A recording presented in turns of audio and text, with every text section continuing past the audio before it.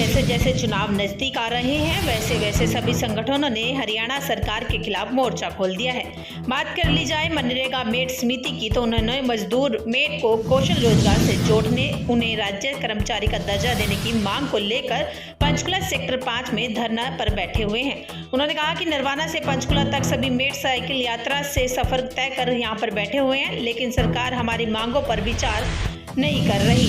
Met समिति ने सरकार को चेतावनी देते हुए कहा कि अगर सरकार को मजदूरों किसानों का वोट चाहिए तो मेट को कौशल रोजगार से जोड़ा जाए, नहीं तो समिति भाजपा भगाओ का नारा बुलंद कर देगी और सरकार के खिलाफ मुश्किल हो जाएगी। हम आपको बता दें कि एक दिन पहले ही हरियाणा में मनरेगा मजदूर मेट समिति को अब किसान नेता गुरनाम सिंह चडूनी का साथ मिल गया है। सेक्टर 5 में पिछले कई दिनों से मनरेगा मेट मजदूर समिति द्वारा भूख हड़ताल को अपना समर्थन देते हुए गुरनाम सिंह चडूनी ने कहा कि मनरेगा मेट मजदूर समिति को जो भी मांगे मांगी गई हैं वो सभी जायज हैं। मनरेगा मेट पिछले 15 सालों से दैनिक मजदूरी का कार्य कर रहे हैं, इनको सरकार द्वारा चलाई जा रही कौशल योजना के तहत उसमें शामिल किया जाना चाहिए। देखिए, इसमें कोई दो राय नहीं है कि जब से देश और प्रदेश के अंदर भारतीय जनता पार्टी का राज आया है, ये देश का मजदूर बड़ा दुखी है, क्योंकि काफ़ी लंबे समय से जिस प्रकार देश और प्रदेश के अंदर महंगाई बढ़ी है, मगर जो मनरेगा मेट जो मजदूर है मेट है,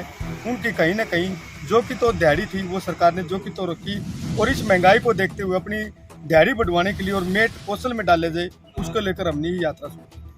क्या क्या मांगे हैं आपकी, किन मांगों को लेकर? सबसे पहले हमारी ये मांग है कि जो मेट साथी है हमारे, वो कहीं ना कहीं सरपंच और जो सरपंच और बीडीपी ऑफिस में जो सेक्रेटरी होते हैं, जेई होते हैं, उनके चौकीदार रहते हैं। और हमारे सबसे पहले ये मांग है कि एक तो उनको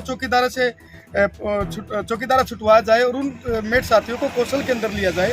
दूसरा हमारी मांग ये है कि जिस प्रकार देश और प्रदेश के अंदर महंगाई बढ़ी है, मजदूर की कम से कम 600 रुपये दिहाड़ी हो और पूरा साल काम दिया जाए, क्योंकि 100 दिन के काम में एक परिवार में 5 साथी होते हैं, तो उनको केवल मात्र एक आदमी को 20 ही के एवरेज पड़ती है। साल में 20 दिन काम मिले तो रोजगार काम नहीं चल सकता।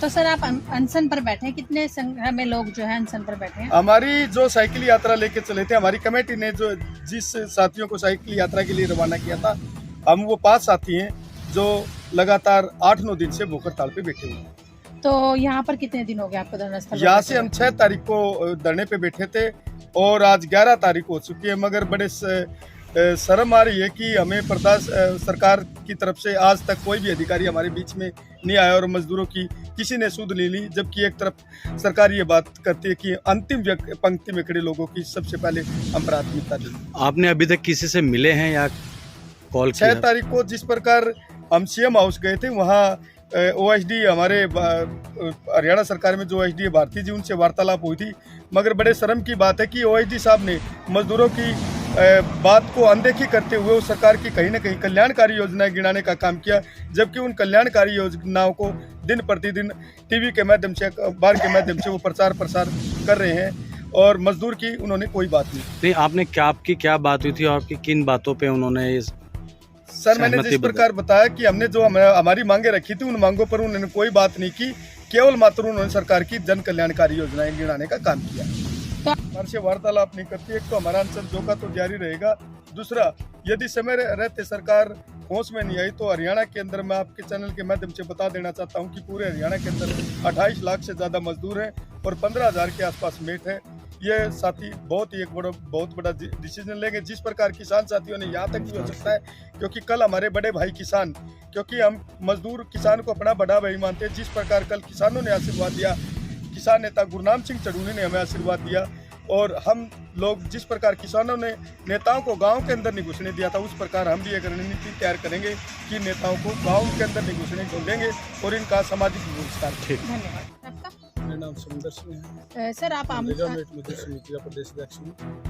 अनशन पर आप बैठे हैं, क्या मांगे हैं उसके बारे में ब्रीफ में बता दीजिए। सबसे पहले तो मैं आपका और आपके चैनल के आपके दर्शकों को नमस्कार करता हूँ हमारी टीम की तरफ से।